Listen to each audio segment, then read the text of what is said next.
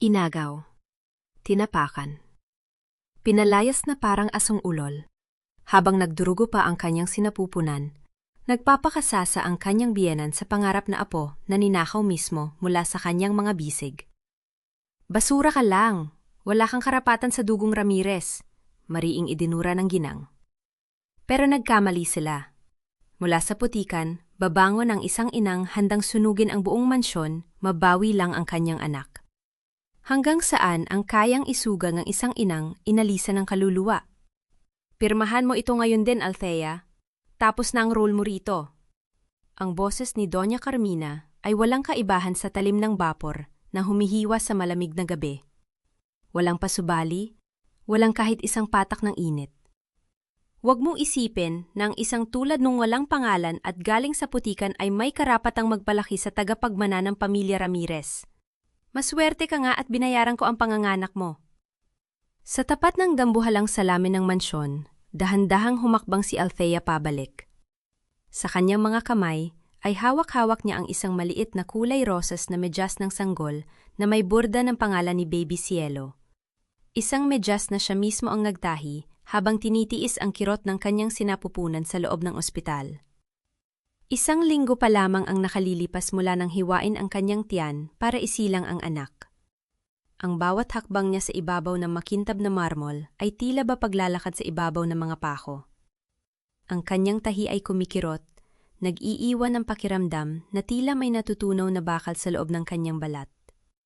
Mas matindi pa roon, naramdaman niya ang unti-unting pagbasa ng kanyang manipis na duster. Ang kanyang gatas, ang mainit at masaganang gatas na para sana sa kanyang anak, ay kusang dumadaloy bumabasa sa tela na tila ba sumasabay sa tahimik na pag-iyak ng kanyang katawan. Nalaglag ang maliit na medyas mula sa kanyang nanghihinang mga anyway, bumagsak ito sa sahig na walang nilikhang tunog. Ngunit para kay Althea, ang bawat hibla ng kanyang pagkatao ay gumuho ng sandaling iyon. Namanhid ang kanyang mga binti at ang hangin sa kanyang lalamunan ay tila naging bubog na sumasakal sa bawat niyang paghinga. Ang kanyang mga kamay ay nanginginig ng husto habang nakakapit sa gilid ng mesa upang hindi tuluyang matumba. Diyos ko, ganito ba ang halaga ng isang inang nag-alay ng sariling dugo at muntik ng mamatay para lang mabigyan ng buhay ang anak nila? Bakit ang pag-ibig na nagluwal ng buhay ay itinuturing nilang isang malaking kasalanan? I don't have all night, Althea. Muling sumabat ang boses ni Doña Carmina, habang ang kanyang mga daliri na puno ng mamahaling singsing ay marahang tinatapik ang ibabaw ng mesa kung saan nakalatag ang dokumento ng waiver of custody. Huwag mo nang pahirapan ang sarili mo, at huwag mo akong titigan na parang ako ang masama rito. Look at yourself. You look so messed up. Sinasabi na nga ba, hindi ka handang maging ina? You are mentally unstable. Sinasabi rin ng doktor na may postpartum psychosis ka. Mas ligtas ang bata sa amin kung nalakdaan mo ito. Hindi. Sa wakas, nakawala ang isang basag na tinig mula kay Althea. Ang kanyang boses ay tila isang tuyong dahon na hinipan ng hangin. Hindi ako baliw. Gusto ko lang makita ang anak ko. Nasaan si Cielo? Nasaan ang anak ko? Sa sandaling yon, bumukas ang pinto ng silid at pumasok si Bianca Sandoval. Hawak nito si Baby Cielo na mahimbing na natutulog sa loob ng isang mamahaling kumot. Ang hitsura ni Bianca ay napakalinis, walang bakas ng puyat, nakasuot ng mamahaling sidang bestida na tila ba siya ang tunay na ina na kararating lang mula sa isang marangyang pagtitipon. Ate Althea, please, stop making a scene. May halong tamis ngunit may lason na pakiusap ni Bianca. Ako na ang mag-aalaga kay Cielo. You should rest. Doña Carmina is right. Kailangan mo ng treatment. We will take care of your baby, okay? You don't have to worry about anything. Ibalik mo sa akin ang anak ko. Sigaw ni Althea na may kasamang matinding pighati. Sinubukan niyang humakbang patungo kay Bianca, ngunit bago pa man niya madampian ang kumot ng anak, dalawang malalaking kamay ng mga gwardiya ang humawak sa kanyang magkabilang balikat. Bitawan niyo ako! Enzo! Enzo, tulungan mo ako! Ang sigaw ni Althea ay umalingaw-ngaw sa malaking bulwagan ng mansyon, ngunit tanging ang sarili niyang tinig ang sumasagot sa kanya. Si Enzo ay nasa Cebu pa para sa isang mahalagang meeting ng kumpanya. Isang biyahe na ngayon lang napagtanto ni Althea na isa palang patibong upang ilayo ang asawa sa kanya. Itapon niya siya sa labas. Malamig na utos ni Doña Carmina habang hindi man lang tumitingin kay Althea. At siguraduhin ninyong hindi na siya makakatapak muli sa lupang ito. Bianca, dalhin mo na ang bata sa itaas. Opo, tita. Nakangiting tugon ni Bianca bago tinalikuran si Althea. Wag! Cielo! Ang anak ko! Pakiusap kahit isang beses lang. Hayaan niyo muna siyang dumidede. Nagugutom ang anak ko. Ang pagmamakaawa ni Althea ay napunit sa hangin habang pilit siyang kinaladkad ng dalawang gwardiya. Ang kanyang mga paa ay sumasayad sa malamig na sahig at ang sakit ng kanyang sariwang tahi ay tila ba tuluyan ng bumukas, naghahatid ng mainit na likido sa kanyang balat na hindi niya malaman kung dugo o luha. Nang bumukas ang malaking pinto ng mansyon, isang malakas na ihip ng malamig na hangin at ulan ang sumalubong sa kanila. Walang awang itinulak si Althea palabas, dahilan upang mapaluhod siya sa semento ng driveway. Ang kanyang maliit na lumang maleta ay inihagis sa kanyang tabi. Nabasag ang kandado nito at kumalat ang ilang pirasong lumang damit sa basang lupa. Ang tunog ng pagsasara ng dambuhalang pinto, ang gawa sa bakal, ay tila huling hatol ng kamatayan para sa kanyang puso. Ang ulan ay nagsimulang bumuhos ng mas malakas. Hinuhugasan ang luha sa kanyang muha habang siya ay nakadapa, yakap-yakap ang basang lupa. Sumisigaw ng pangalan ng kanyang anak na hindi na siya naririnig. Sa gitna ng kadiliran at hagupit ng bagyo, unti-unting nanghina ang katawan ni Althea. Ang kanyang paningin ay nagsimulang lumabo. Ngunit bago tuluyang lamunin ng dilim ang kanyang malay, isang pares ng matatalas na liwanag mula sa headlight ng isang sasakyan ang biglang tumama sa kanyang mukha. Sinusundan ng tunog ng mabilis na pagpreno ng sasakyan sa tapat mismo ng gate. Ang liwanag ng headlight ay nagmula sa sasakyan ni Enzo. Sa sandaling huminto ang sasakyan, mabilis na bumukas ang pinto at lumabas si Enzo na walang payong, hinahayaan ang malalakas na patak ng ulan na tumama sa kanyang mukha. Nang makita niya ang bulto ng isang babaeng nakadapa sa basang semento, binuhat ng kaba ang kanyang dibdib. Althea! Oh my God, Althea! Mabilis na lumuhod si Enzo sa basang semento at inangat ang ulo ng asawa. Halos madurog ang kanyang puso nang makita ang maputlang mukha ni Althea, ang mga labi nitong nanginginig sa lamig, at ang kanyang duster na basang-basa ng ulan at may mansa ng gatas at dugo. Enzo! Halos pabulong ang tinig ni Althea. Ang kanyang mga mata ay pilit idinidilat sa gitna ng ulan. Si Cielo! Kinuha nila si Cielo! Walang pag-aalinlangan na hinubad ni Enzo ang kanyang tuyo at mamahaling jacket at maingat na ibinalot ito sa nanginginig na katawan ni Althea. Binuhat niya ang asawa na tila ba ito ay isang marupok na bubog na kapag nabitawan ay tuluyang masisira. Ang bawat hakbang ni Enzo patungo sa pintuan ng mansyon ay puno ng nagnangalit na galit na ngayon lamang naramdaman ng kanyang buong pagkatao. Ipinagtulak ni Enzo ang dambuhalang pinto ng mansyon gamit ang kanyang siko. Ang maranyang bulwagan ay napakaliwanag, salungat sa kadilimang iniwan nila sa labas. Doon, sa gitna ng sala, nakaupo si Doña Carmina habang humihigop ng mainit na tsa, habang si Bianca naman ay marahang tinitingnan si Baby Cielo na nasa kanyang mga bisig. Napatayo si Doña Carmina, halatang nagulat sa maagang pagdating ng anak. Enzo, you're back early. At bakit dala-dala mo ang babaeng yan? Mom, what is the meaning of this? Ang boses ni Enzo ay tila kulog na nagpayanig sa tahimik na mansyon. Enzo, baka nakakalimutan mo kung sino ang kausap mo. Mabilis na sumabat si Doña Carmina, pilit ibinabalik ang kanyang autoridad. I am doing this for your own good. Ipinasuri ko ang asawa mo sa doktor. She is mentally unstable, Enzo. May postpartum depression siya at muntik na niyang saktan ang bata. I just saved your daughter from a crazy mother. Sinungaling! Inilapag ni Enzo si Althea sa malambot na sofa. Pagkatapos ay kinuha niya ang kanyang telepo at marahas na ipinakita ang isang audio recording kay Doña Carmina. Nakausap ko si Dr. Santos bago ako sumakay ng eroplano pabalik dito, Mom. He confessed. Tinakot niya siya gamit ang impluwensya ng pamilya natin para pumirma sa peking psychiatric report na to. Paano niyo nagawa ito sa asawa ko? 1 linggo pa lang siyang nanganak. Napaatras si Bianca, habang si Doña Carmina naman ay sandaling natigilan, ngunit mabilis ding nakabawi. Enzo, listen to me. She is a nobody. Isang dukha na walang maibibigay na magandang kinabukasan sa anak mo. Look at Bianca. She has everything. She can be a better mother to Cielo. Hindi mo kailanman mapapalitan ng isang tunay na ina, Bianca.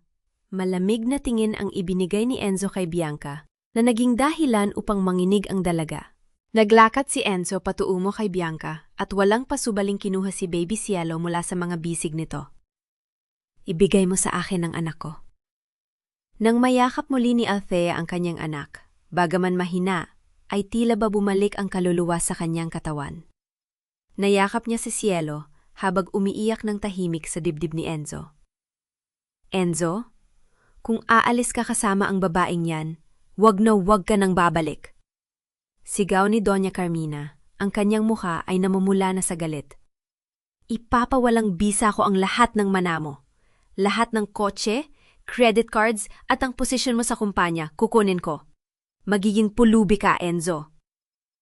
Tiningnan ni Enzo ang kanyang ina na tila ba ngayon lang niya ito nakilala. Mom, hindi mo lang pinalayas si Althea ngayon. Pinalayas mo na rin ako. Ang yaman mo ay hindi kayang bilhin ang pagkatao ko bilang asawa at ama. Inalalayan ni Enzo si Althea na tumayo. Sa kabila ng sakit ng katawan, nakuha ni Althea na tumayo ng tuwid, hawak ang kanyang anak habang nakabalot sa jacket ni Enzo. Sabay silang naglakad patungo sa pintuan nang hindi lumingon sa sumisigaw na si Doña Carmina. Ngunit nang marating nila ang malaking gate ng mansyon, hinarang sila ng 4 na security guard na may hawak na mga batuta. Ang tunog ng pagkakandado ng bakal na gate ay umalingaw sa gabi. Sa ilalim ng madilim na langit, nanatiling nakatayo ang mga gwardiya sa harap ng gate. Ngunit bago pa man sila makahakbang, narinig ang matigas na boses ni Doña Carmina mula sa beranda ng mansyon. Iwan mo ang susi ng sasakyan mo, Enzo, at ang wallet mo.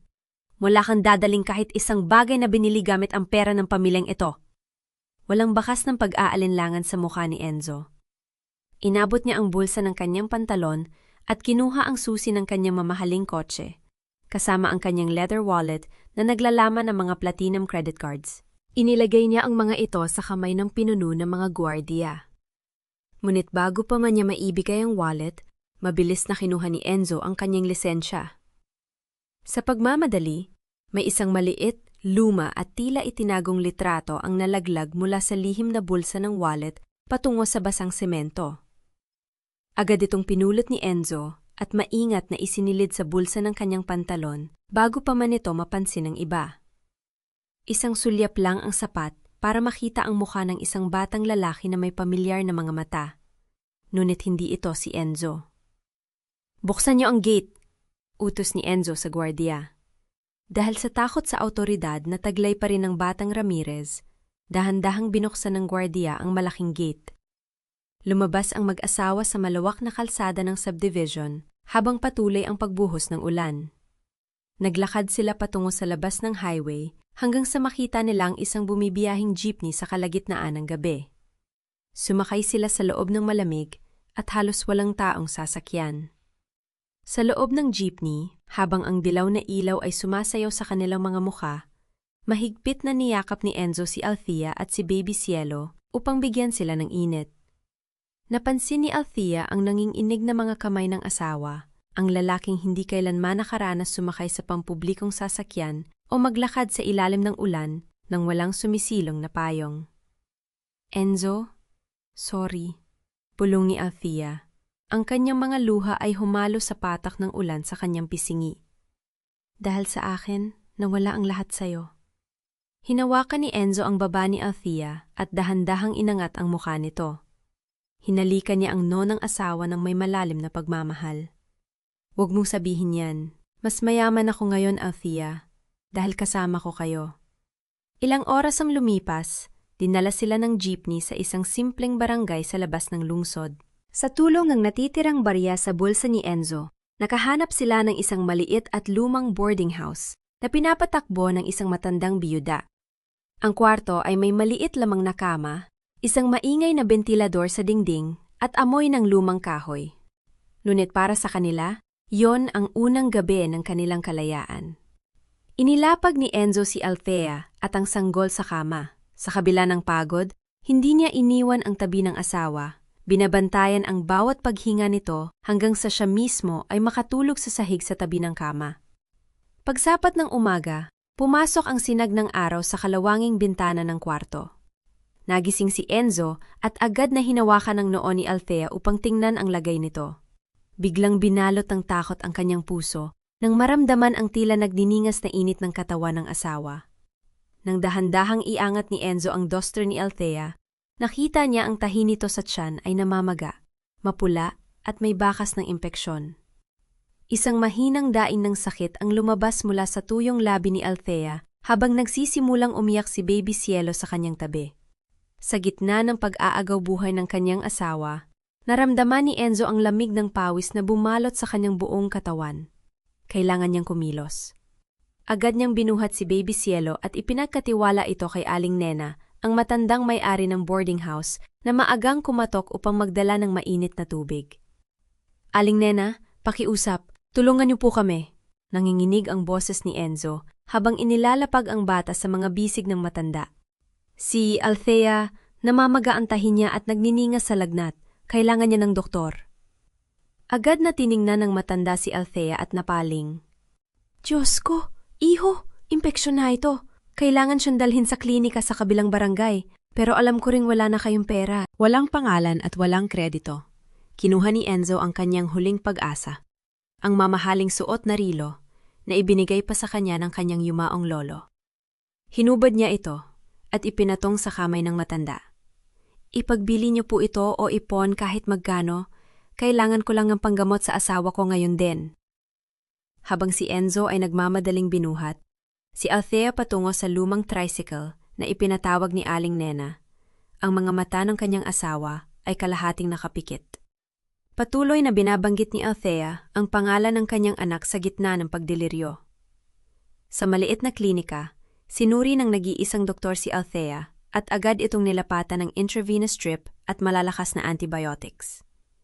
Nang makitang unti-unting bumaba ang lagnat ni Althea at kumalma ang paghinga nito, napaupo si Enzo sa plastik na upuan sa tabi ng kama. Nakayuko siya, nakakapit ang kanyang mga kamay sa kanyang ulo, habang ang mga luha na kanina pa niya pinipigilan ay tuluyang pumatak sa sahig. Sir? Tawag ng nurse habang may dalang reseta. Kailangan pong bilhin agad ang iba pang gamot na ito para sa tuluyang paggaling ng pasyente. Tiningnan ni Enzo ang bulsa niya. Wala nang natira ko, di ang ilang barya na sapat lamang pamasahe pabalik sa tinutuluyan nila. Ang relong isinangla ni Aling Nena ay kulang pa para sa kabuuang bayarin sa klinika at sa mga gamot. Pag-uwi nila sa boarding house, habang mahimbing na natutulog si Althea dulot ng gamot, lumabas si Enzo sa maliit na beranda. Tinitigan niya ang kanyang mga kamay. Ang mga kamay na sanay pumirma sa milyon-milyong kontrata ng pamilya Ramirez, na yon ay nakabuka, walang laman, at nang inginig sa gutom at pagod. Bago sumapit ang hapon, nagtungo si Enzo sa palengke ng bayan. Hindi na niya inalintana ang kanyang dignidad. Lumapit siya sa isang stall ng mga nagtitinda ng bigas at nagtanong kung may bakanting trabaho bilang kargador. Ikaw? Magkakarkargador? Nagtatakang tumingin ang kapitan ng mga manggagawa sa suot nitong damit na kahit luma na ay may bakas pa rin ang pagiging edukado. Mabigat ang sako ng bigas, iho. Hindi ito para sa mga batang mayayaman. Kailangan ko pong buhayin ang asawa ko at ang aking anak. Matatag na tugon ni Enzo, habang nakatitig sa mga mata ng lalaki nang may buong kapakumbabaan. Dahil sa determinasyon sa kanyang mga mata, tinaguan siya ng may-ari. Sige, buhatin mo ang mga sako na yan papunta sa pampasaherong jeep. May kikitain kang barya mamayang gabi. Sa unang pagkakataon sa kanyang buhay, binuhat ni Enzo ang 100 kilong sako ng bigas sa kanyang balikat. Ang bigat nito ay tila ba dumagan sa kanyang gulugod, at ang bawat hakbang niya sa putikan ng palengke ay nag-iwan ng kirot sa kanyang mga kalamnan. Ngunit sa bawat hakbang na yon, ang mukha ni Althea at ang iyak ni Baby Cielo ang nagbigay sa kanya ng lakas upang wag bumagsak.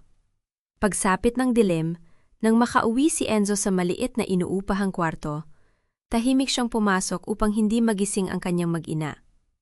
Ang asawa niyang si Althea ay nakasandal sa lumang unan. Marahang pinapade si Baby Cielo habang bumubuling ng isang oyayi. Enzo?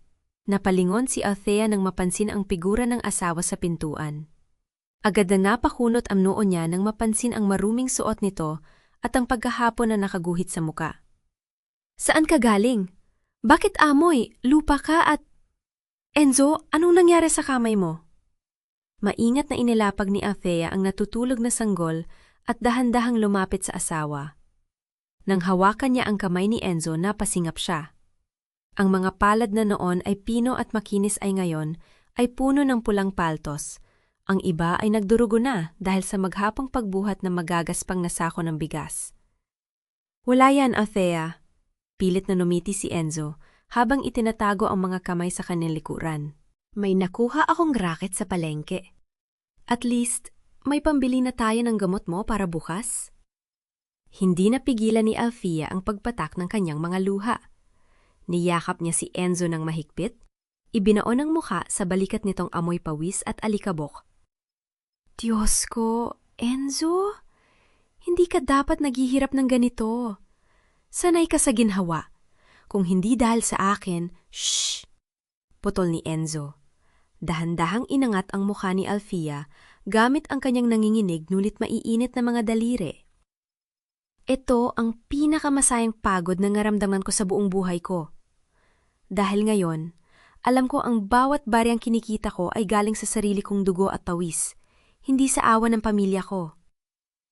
Sa kabila ng sakit, kumuha si Althea ng isang palanggana ng mainit na tubig at isang lumang bimpo. Pilit niyang pinaupo si Enzo sa gilid ng kama at maingat na pinunasan ang mga sugat sa kamay nito. Ang mainit na tubig ay dumadampi sa sariwang sugat, ngunit hindi man lang dumaing si Enzo. Mas nangingibabaw ang init ng pagmamahal na nakikita niya sa mga mata ng asawa. Gagaling din to, bulong ni Althea, bago marahang idinampi ang kanyang mga labi sa magaspang na palad ni Enzo. Isang halik ng pasasalmart, ng purong pag-ibig na walang anumang halaga ng salapi ang makakatumbas. Sa sandaling yon, ang maliit at madilim na kwarto ay naging pinakamasayang lugar sa mundo. Sa unang pagkakataon, naramdaman nilang sila ay isang tunay na pamilya, malayo sa mapanghusgang mga mata at sa nakakasakan na kapangyarihan ng pamilya Ramirez. Ngunit ang kapayapaan na yon ay hindi nagtagal. Kinaumagahan, habang nasa palengke si Enzo para ipagpatuloy ang kanyang trabaho, naiwang mag-isa si Althea sa kwarto upang mag-alaga kay Baby Cielo. Habang siya ay naglalaban ng ilang maliliit na damit sa banyo, narinig niya ang malakas at sunod-sunod na paggatok sa pinto. Nang dahan-dahan niyang buksan ito, hindi niya inaasahan ang taong bumungad sa kanya. Nakatayo roon si Bianca Sandoval, nakasuot ng mamahaling damit at amoy ng mamahaling pabulo na mala ng mag-asawa dito. Ang amoy ng mamahaling pabango na hindi nababagay sa amoy esterong paligid ng boarding house. Hello, Althea, numiti si Bianca ng matamis, ngunit ang kanyang mga mata ay nag-aapoy sa panghahama. Mukhang mahirap ang buhay ninyo rito, ah? Sigurado ka bang kaya mong ibigay ang magandang kinabukasan na nararapat para sa anak ni Enzo? Anong ginagawa mo rito, Bianca? Matapang na tanong ni Althea. Hindi inuurungan ang mapanlait na tingin ng bisita. Pumasok si Bianca na tila ba nandidiri sa bawat hakbang niya sa lumang sahig na kahoy. Ipinatong niya ang kanyang mamahaling bag sa nag-iisang mesa at inilibot ang tingin sa masikip na kwarto bago ibinaling ang paningin sa natutulog na si Baby Cielo. Nandito ako para tulungan ka, Althea. Pilit na pinalambot ni Bianca ang kanyang boses, ngunit nanatili ang talim sa kanyang mga salita. Naaawa ako kay Enzo. Alam mo ba na ang asawa mong tagapagmana ng milyon-milyong negosyo ay nagbubuhat ngayon ng sako ng bigas sa palengke? Nagiging katatawanan na siya sa society natin, at dahil yan sa'yo? Binuksan ni Bianca ang kanyang bag at kumuha ng isang tseke. Ipinatong niya ito sa mesa, itinuturo ang nakasulat na halaga na sapat para bumili ng isang malaking bahay. 5 milyon. Sapat na yan para makapagsimula ka ulit sa probinsya ninyo kasama ng anak mo. Nakangiting alok ni Bianca. Hiwalayan mo na si Enzo. Palayain mo na siya. Kung mahal mo talaga siya, hindi mo siya hahayoang maghirap ng ganito. Ako ang nararapat sa kanya. Ako ang makakapagbigay pabalik ng buhay na kinasanayan niya. Pinigilan ni Althea ang panginginig ng kanyang mga tuhod. Tinitigan niya ang tseke. Ang mga numero nakasulat doon na marahil ay pangarap ng sinumang naghihikahos, ngunit hindi para sa kanya.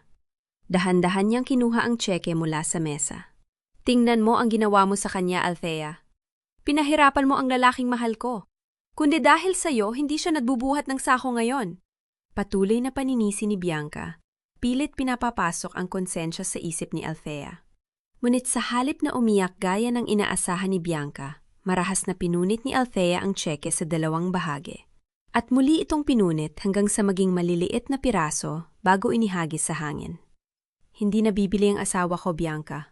Madiin at puno ng dignidad na sagot ni Althea. At higit sa lahat, hindi siya sayo. Kung sa tingin mo ang pagmamahal ay nasusukat sa laki ng bank account at sa dami ng koneksyon, pues, hindi mo kilalang Enzo na pinakasalan ko. Makakaya naming magutom. Ngunit hindi namin ipagpapalit ang pamilyang ito sa mga peking tulad ninyo. Nawala ang matamis na ngiti ni Bianca at napalitan ito ng matinding galit. Pagsisihan mo ito, Althea. Tandaan mo, hawak pa rin ni Tita Carmina ang mundo ninyo. Let's see how long you and your precious husband can survive this dump. Padabog na lumabas si Bianca ng kwarto. Iiwanang mag-isa si Althea na humihinga sa galit ngunit nakatayo ng tuwid. Pagkaalis ng kontrabida, mabilis na lumapit si Althea sa kama at mahigpit na niyakap ang kanyang anak. Sa unang pagkakataon, hindi siya umiyak. Naging matatag ang kanyang mga mata, isang pangakong hinding-hindi siya magpapatalo. Ilang oras ang lumipas, papalubog na ang araw nang marinig ni Althea ang mabibigat na hakbang sa labas ng kanilang pinto. Nang buksan niya ito, bumungad sa kanya si Enzo, ngunit hindi ang Enzo na inaasahan niya. Ang paborito nitong puting kamiseta ay puno ng putik at may sariwang dugong tumutulo mula sa kanyang dumadaloy pababa sa kanyang pisingi. Ang kanyang kaliwang braso ay nakalaylay na tila banabalian. Enzo, Diyos ko, ano nangyari sa'yo? Pasigaw na lumapit si Althea at inalalayan ang asawa. Althea, hirap na huminga si Enzo. Ang mga mata nito ay puno ng halo-halong galit at pagkabigo. May mga mato na sumira sa ipinapasada kong truck ng bigas kanina. At sinabi nila, may nagbayad daw sa kanila para siguraduhin hindi ako makakapagtrabaho sa palengke. Habang nililinis ni Althea ang dugong tumutulo mula sa ni Enzo, ang bawat haplos niya ay may kasamang luha. Ngunit sa pagkakataong ito, hindi luha ng awa, kundi luha ng nag-aapoy na determinasyon. Tinitigan niya ang asawa. Ang lalaking minsan ay tagapagmana ng isang imperyo. Ngayon ay nakaupo sa isang lumang silya, sugatan at bugbog dahil sa pagtatanggol sa kanilang pamilya. Patawarin mo ako, Althea, pabulong na sabi ni Enzo habang nakapikit sa sakit. Pati ang trabaho ko bilang kargador, kinuha na ni Mommy.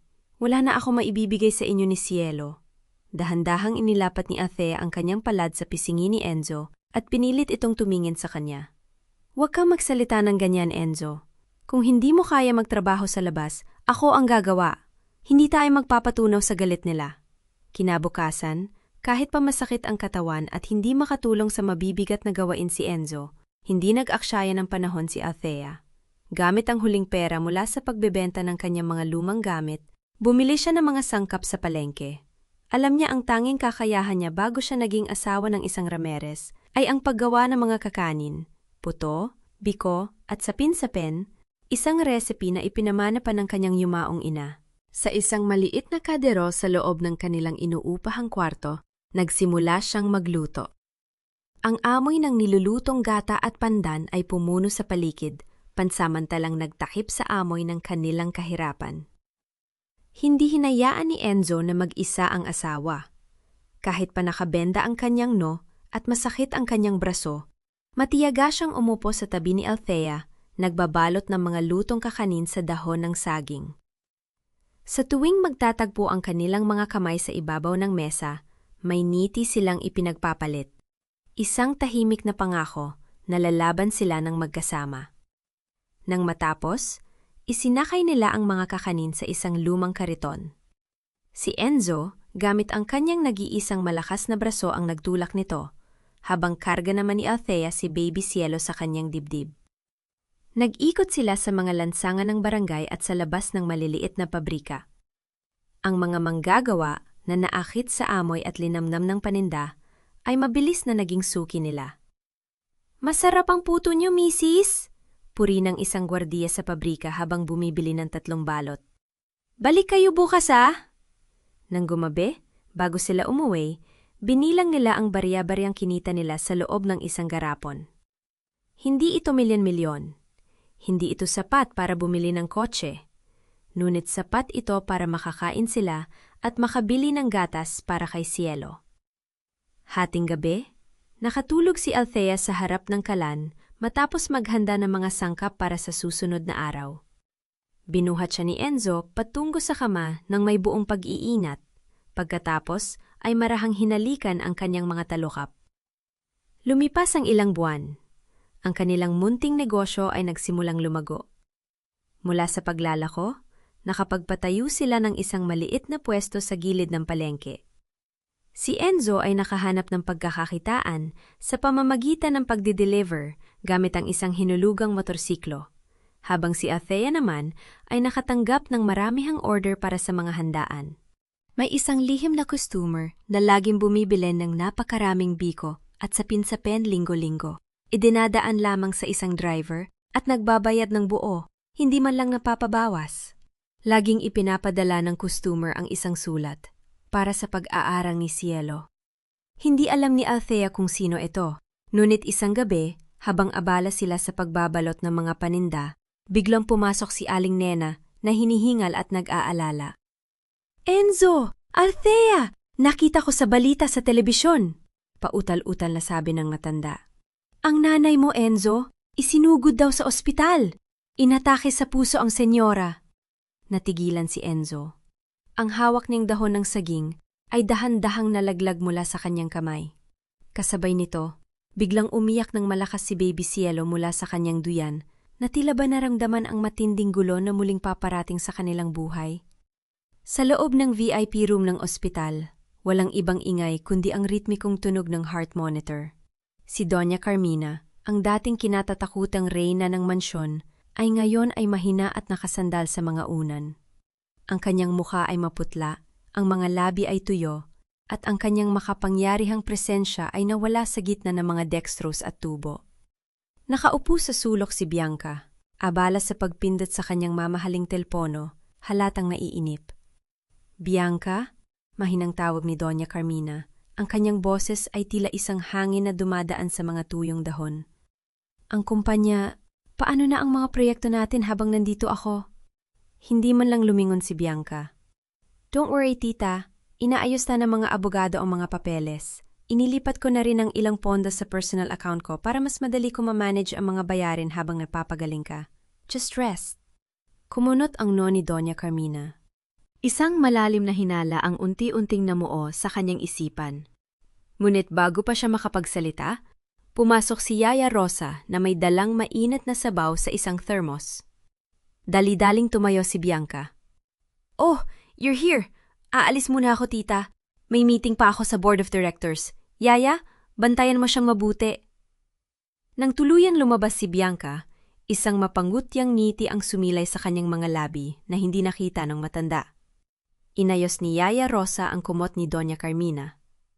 Nang mag-isa na lamang sila, hindi na napigilan ng matandang ginang ang kanyang mga luha. Ang mga luhang ito ay hindi dahil sa sakit ng kanyang puso, kundi dahil sa matinding pangungulila. "Rosa, walang dumalo mula sa kumpanya. At ang mga kaibigan ko sa society? Nasaan sila? Pautal-utal na tanong ni Doña Carmina. Humugot ng malalim na hininga si Yaya Rosa, ang kanyang mga mata ay puno ng awa. Senyora, kapag nawawala ang kapangyarihan at pera, doon mo makikita kung sino ang tunay na nandyan. Kinuha ni Yaya Rosa ang isang maliit na notebook mula sa kanyang bulsa at ipinatong ito sa kandungan ng ginan. At meron pa po kayo hindi alam. Binuksan ni Doña Carmina ang notebook. Puno ito ng mga resibo mula sa isang kilalang stall ng kakanin.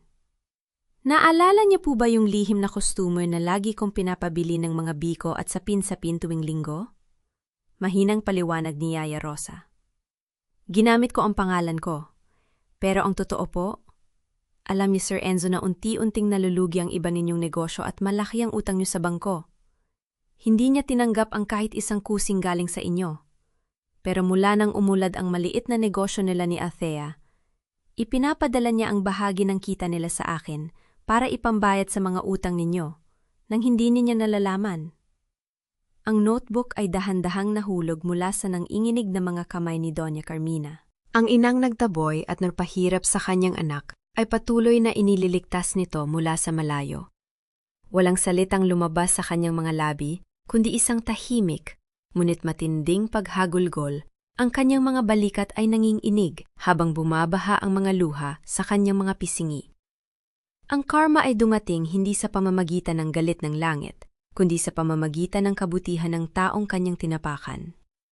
Ilang araw ang lumipas, nakalabas na ng ospital si Doña Carmina. Ngunit sa halip na umuwi sa kanyang malamig na mansyon, ipinag-utos niya sa kanyang driver na dalhin siya sa isang particular na address na ibinigay ni Yaya Rosa. Nakatayo ngayon si Doña Carmina sa harap ng isang simple ngunit malinis na inuupahang bahay na gawa sa bato at kahoy. Sa labas ay nakaparada ang isang delivery truck na may nakapintang pangalan na Cielo Streets. Ang kanyang mga kamay ay nanginginig habang pilit niyang inaabot ang doorbell ng gate. Sa kanyang isipan, isang tanong ang paulit-ulit na umaalingaw-ngaw. Papatawarin ba siya ng inang minsan niyang itinapon sa ulan? Dahan-dahang bumukas ang pinto ng bahay at ang boses ng isang maliit na bata na nagtatawanan ang nagpaalingaw-ngaw sa tahimik na hapon. Nang bumukas ang pinto ng inuupahang bahay, unang lumitaw si Althea. May hawak siyang isang mangkok ng nilagang saging at ang kanyang mukha ay maaliwalas, walang bakas ng matinding takot at pang-aapi na nakita ni Doña Carmina nang huli silang magkaharap sa ilalim ng ulan. Ngayon, si Althea ay nakatayo ng tuwid, puno ng dignidad at kapayapaan na hindi nabibili ng pera. Sandaling natigilan si Althea nang makita ang matandang ginang sa kanyang harapan. Ang dating mapagmataas na Doña Carmina ay ngayon ay nakasandal sa isang baston. Ang kanyang mga balikat ay nakayuko at ang kanyang mga mata ay puno ng pakiusap at pagsisisi. Althea, nanginginig ang boses ni Doña Carmina. Ang kanyang mga mata ay nagsimulang mamuo ng luha. Patawarin mo ako. Naging bulag ako. Handa kong ibigay ang lahat sa inyo. Bumalik na kayo ni Enzo sa mansyon. Doon na kayo tumira. At ipapamana ko kay Cielo ang lahat ng pag-aari ng pamilya Ramirez. Pilit na lumuhod ang ginang. Isang senaryo na hindi kailanman inakala ni Althea na mangyayari sa buong buhay niya. Agad na inilapag ni Althea ang hawak na mangkok at inalalayan ang matanda bago pa man tuluyang lumapat ang mga tuhod nito sa semento. Huwag po kayong lumuhod, senyora. Mahinahon, ngunit matatag na sabi ni Althea. Tiningnan niya ng diretsyo ang mga mata ng biyenan. Pinapatawad ko na po kayo. Matagal na para sa ikakatahimik ng puso ko at ni Enzo. Ngunit ang pamilya ko ay mananatili rito. Hindi kami babalik sa hawla na muntik ng pumatay sa amin. Sa sandaling yon, dumating si Enzo na nagmula sa likod bahay. May buhat na isang sakong arina. Nang makita niya ang kanyang ina, mabilis niya itong nilapitan at kinuha ang sakong buhat-buhat. Mom, tawag ni Enzo ang kanyang boses ay walang galit, ngunit walang halong pag-aalinlangan.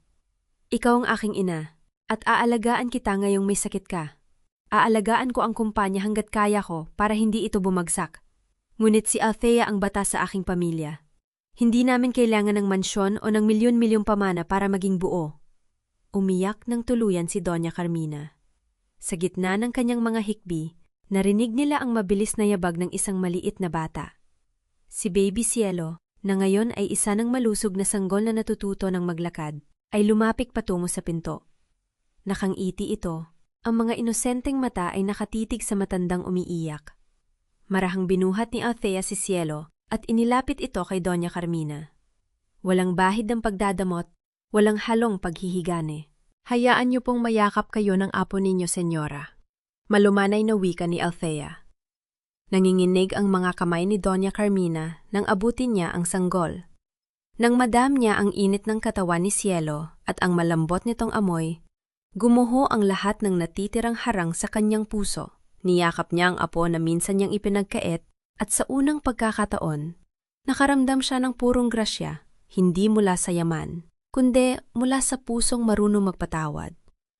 Nang hapong yon, umalis si Doña Carmina na may kapayapaan sa puso, bagaman alam niyang malaki pa ang kailangan niyang ayusin. Pag-uwi niya sa mansyon, sinalubong siya ni Yaya Rosa na nagmamadali at balisa. "Senyora, mabutit nandito na kayo."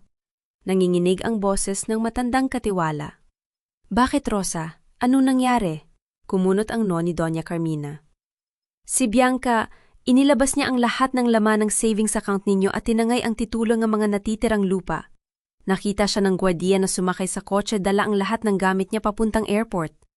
Isang malakas na sampal ng katotohanan ang gumising sa matanda. Ang ahas na kanyang inaruga at pilit na ipinagpalit sa isang tapat na manugang ay siya palang tuluyang uubos sa kayamanan niya. Agad na inabot ni Doña Carmina ang telepon sa ibabaw ng mesa. Ang kanyang mga daliri ay nanginginig sa matinding galit habang pinipindot ang numero ng kanyang abogado. Ang ahas na binusob niya ng tiwala ay pilit siyang tutuklawin sa oras ng kanyang kahinaan. Ngunit nakalimutan ni Bianca na ang isang Ramirez ay hindi basta-basta natatalo pagdating sa laro ng kapangyarihan. "Attorney!" Matigas at malamig na utos ni Doña Carmina nang sagutin ang tawag. "Ay freeze mo ang lahat ng accounts na nakapangalan kay Bianca Sandoval at tumawag ka sa mga autoridad sa airport. Walang sinungan ang makakalabas ng bansa dala ang pera ko." Habang nagaganap ang kaguluhan sa mansyon, sa isang maliit na inuupahang bahay sa labas ng syudad, patuloy ang tahimik ngunit masaganang buhay ng mag-asawa. Hindi na naghihintay si Enzo ng anumang tulon mula sa kanyang ina. Ginamit niya ang naipong pera mula sa negosyo ni Althea upang bumili ng 2 karagdagang lumang truck para sa pagdi-deliver ng mga gulay at bigas sa palengke. Ito ang simula ng kanyang sariling logistics company, isang kumpanyang itinayo mula sa alikabok at pawis. Isang gabi, habang nag-aayos ng mga resibo si Enzo sa kanilang maliit na lamesa, lumapit si Althea na may dalang mainit na kape. Ipinatong niya ito sa mesa at marahang minasahe ang balikat ng asawa. "Hindi ka pa rin humihinto, Enzo?" Malumanay na wika ni Althea, puno ng pag-aalala at pagmamalaki. "Pwede ka namang magpahinga kahit isang gabi lang." Kinuha ni Enzo ang kamay ni Althea na nasa kanyang balikat at hinalikan ang likod nito. "Malapit na, Althea. Malapit na tayong makabili ng sarili nating bahay.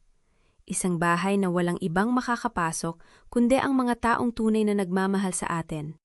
Isang bahay kung saan hindi ka na muling itatapon sa labas." Nagkatitigan sila. Sa mata ng asawa, nakita ni Althea ang isang lalaking hindi na nakakulong sa anino ng kanyang pamilya, kundi isang haligi na kayang protektahan siya laban sa kahit anong bagyo. Marahang idinampi ni Enzo ang kanyang mga labi sa no ni Althea, isang tahimik na sandali na pumawi sa lahat ng pagod ng araw. Kinabukasan, nabulabog ang buong Manila sa balitang lumabas sa telebisyon at pahayagan. Si Bianca Sandoval, ang itinuturing na perpektong dalaga ng mataas na lipunan, ay inaresto ng mga pulis sa departure area ng International Airport. Nakita sa balita ang kanyang pag-iyak, pag-eskandalo at pagtatago ng mukha mula sa mga camera habang hawak-hawak ang isang mamahaling bag na puno ng mga pinagnanakaw na titulo ng lupa. Nanonood si Althea habang karga si Baby Cielo nang biglang tumunog ang kanyang telpono. Isang hindi pamilyar na numero ang lumabas. Nang sagutin niya ito, narinig niya ang boses na minsan nang nagpaliit ng kanyang pagkatao, ngunit ngayon ay puno ng desperasyon. Althea, please. Umiiyak na pakiusap ni Bianca mula sa kabilang linya. Kausapin mo si Enzo. Kausapin mo si Tita Carmina. Iatras nila ang kaso. Wala akong babalikan. Wala na ang pamilya ko. Please, maawa ka sa akin? Bumalik sa isip ni Althea ang araw nang ihagis siya sa ulan. Ang gabi nang mag-alok ng pera si Bianca para sirain ang kanyang pamilya at ang dugong tumulo sa ni Enzo dahil sa mga bayarang maton. Walang galit sa puso ni Althea, ngunit wala rin itong lugar para sa peking awa. Bianca, kalmadong tugon ni Althea. Ang boses niya ay kasing linaw ng salamin. Kung nung araw na nagmamakaawa ako sa inyo na wag kunin ang anak ko, ay nakinig ka sana. Marahil ay kaya kitang tulungan ngayon. Ngunit ikaw ang pumili ng daan mo. Pagbayaran mo ang mga kasalanan mo sa batas, hindi sa akin. Bago pa man makasagot si Bianca, pinatay ni Althea ang tawag. Wala siyang maramdamang saya sa pagbagsak ng iba, kundi isang malalim na kaluwagan. Tapos na ang yugto ng kanilang buhay na puno ng pang-aapi. Ngunit habang tinititigan niya ang balita, napansin niya ang isang detalye sa report na nagpatibok ng mabilis sa kanyang puso. Ang kumpanya ng mga Sandoval, ang pamilya ni Bianca, ay bumagsak na rin. At ang taong bumili ng kanilang mga natitirang asset ay isang pangalang pamilyar sa kanya. Ang kumpanya ni Enzo, ang batang logistics company na itinayo niya mula sa mga lumang truck. Ang pangalan ni Enzo Ramirez ay muling umalingaw sa mga bulwagan ng matataas na lipunan sa Manila. Ngunit sa pagkakataong ito, hindi bilang isang rebelding anak na itinakwil, kundi bilang isang self-made na negosyante. Ang kanyang maliit na kumpanya ng logistics ay lumago ng mabilis. Kinukuha ang mga kontrata mula sa mga pabrika at palengke hanggang sa marating ang malalaking korporasyon. Isang umaga, habang nag-aayos ng kurbata si Enzo sa harap ng salamin, dahan-dahang lumapit si Althea sa kanyang likuran. Ipinatong ni Althea ang kanyang mga kamay sa dibdib ng asawa at pinagmasdan ang refleksyon nila. Ang mga gasgas at sugat na minsan ay palamuti sa muka at kamay ni Enzo ay naghilom na, iniwan lamang ang isang anino ng pagiging matigas at responsabale. Handa ka na ba para sa board meeting ngayon? Tanong ni Althea. Inaayos ang kwelyo ni Enzo. Tumingin si Enzo sa salamin, ngunit ang paningin niya ay nakatutok lamang kay Althea. Handa na, ngunit gusto kong sumama ka sana, Althea. Gusto kong makita nila kung sino ang tunay na nagbigay sa akin ng lakas nung mga panahong wala akong maibigay kundi pawis. Umiling si Althea na may banayad na naiti. Ang tagumpay na ito ay sayo, Enzo. Ipinagmamalaki kita. Ako at si Cielo, nandito lang kami, naghihintay sa pag-uwi mo. Sa loob ng malaking conference room, natipon ang mga board of directors ng Ramirez Group of Companies. Nakaupo si Doña Carmina sa kabisera, ngunit ang kanyang aura ay hindi na katulad ng dati. Ang kanyang mga mata ay nagpapakita ng pagod at ang kapangyarihan ay tila unti-unting dumulas sa kanyang mga kamay. Bumukas ang pinto at pumasok si Enzo, nakasuot ng malinis at formal na suit, naglalakad ng may awtoridad na hindi niya kailanman naipakita nung nasa ilalim pa siya ng palda ng kanyang ina. Enzo! Bungad ng isang matandang board member. Nabasa namin ang ulat. Ang kumpanya mo ang nag-bailout sa mga naluging assets natin dahil sa pagnanakaw ni Bianca Sandoval. Paano mo nakuha ang ganitong pondo sa maikling panahon? Tahimik na umupo si Enzo. Hindi ito pondo mula sa pagmamana. At hindi ito galing sa koneksyon. Ito ay pawis.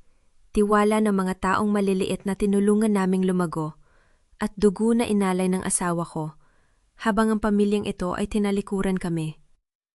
Walang nakapagsalita.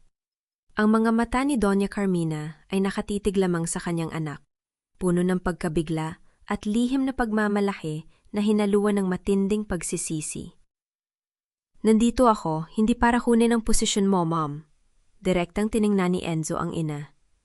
Nandito ako para bilhin ang mga share ng Ramirez Group na ibinibenta ninyo upang isalba ang inyong pangalan. At ang kondisyon ko, ibalik niyo ang dignidad ng asawa ko. Wala nang sinumang mula sa kumpanyang ito o sa pamilyang ito ang muling manlalait sa ina ng aking anak. Sa kabilang banda ng syudad, Sa loob ng malamig at madilim na kulungan, nakaupo si Bianca sa isang sulok. Ang kanyang mamahaling buhok ay buhol-buhol at ang kanyang muka ay walang bakas ng make-up. Wala siyang dalaw mula sa kanyang sariling pamilya na tuluyan ang bumagsak dahil sa kanyang eskandalo. Ang gwardiya ng presinto ay naghulog ng isang lumang dyaryo sa labas ng kanyang selda.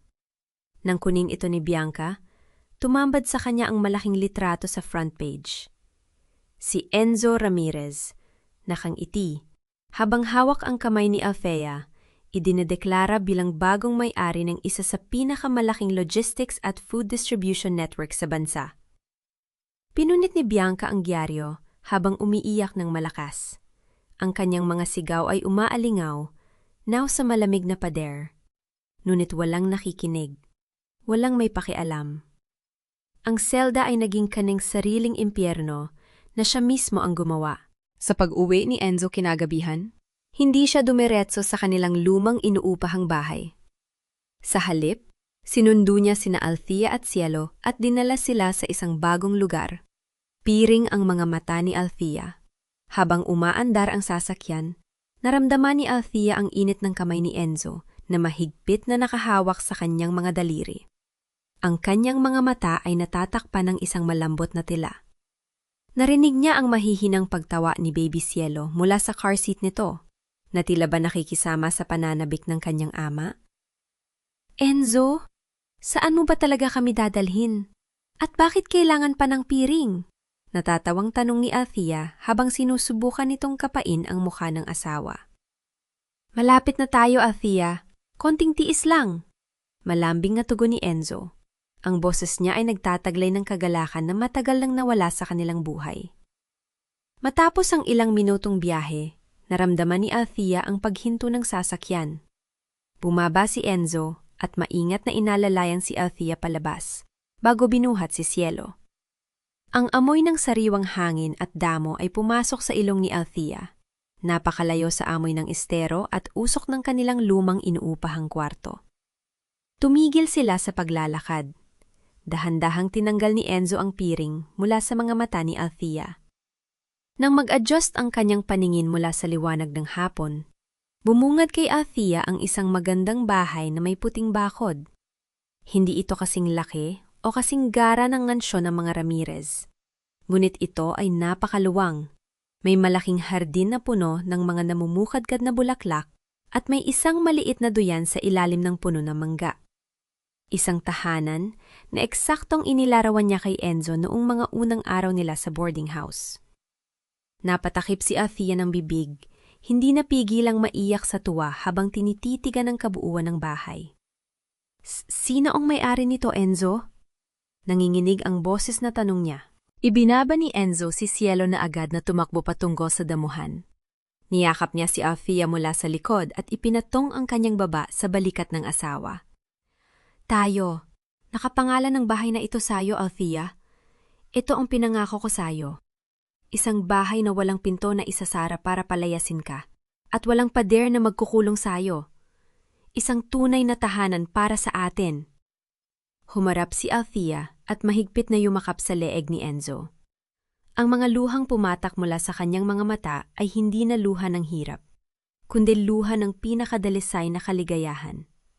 Isinubsob niya ang kanyang mukha sa dibdib ni Enzo, nagpapasalamat sa Diyos at sa lalaking hindi sumuko para sa kanila. Habang nagdiriwang sila ng kanilang bagong simula, sa kabilang bahagi ng syudad, patuloy ang pag-aayos ni Doña Carmina sa kanyang mga pagkakamali. Matapos ang board meeting, bumalik siya sa kanyang mansyon na tila ba isang estranggero sa sarili niyang bahay.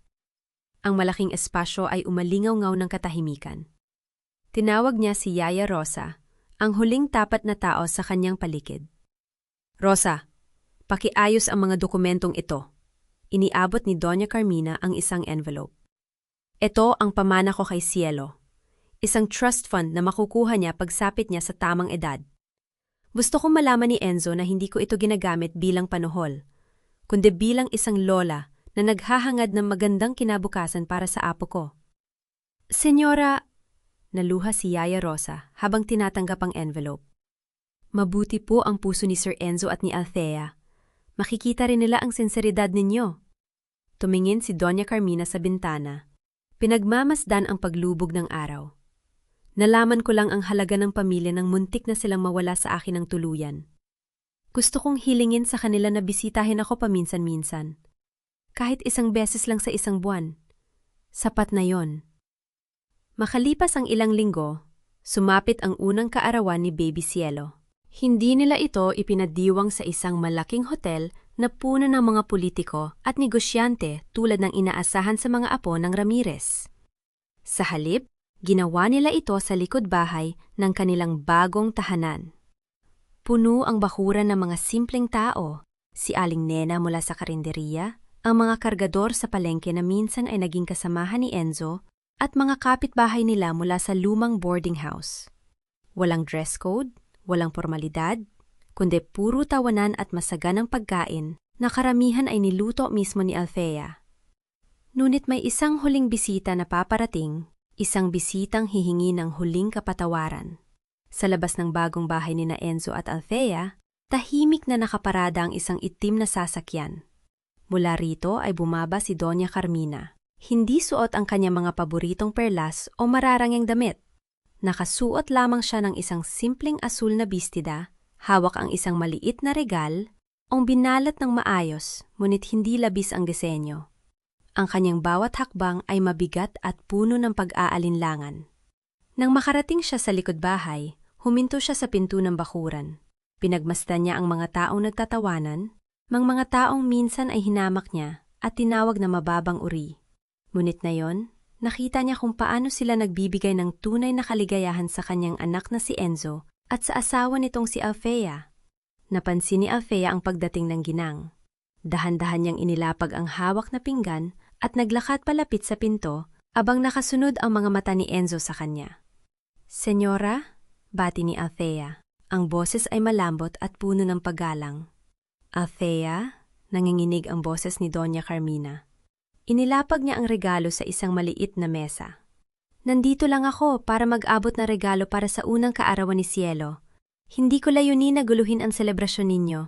Aalis na rin ako." Bago pa man makatalikod ang ginang, naramdaman niya ang isang pamilyar at mainit na kamay na pumigil sa kanyang braso. Lumingon siya at nakita si Enzo. "Mom?" Numiti si Enzo. Isang ngiti na walang bahid ng pot. "Wala nang pupunta sa isang party at aalis nang hindi kumakain. Lalo na ang lola ng may kaarawan." Tumingin si Doña Carmina kay Althea.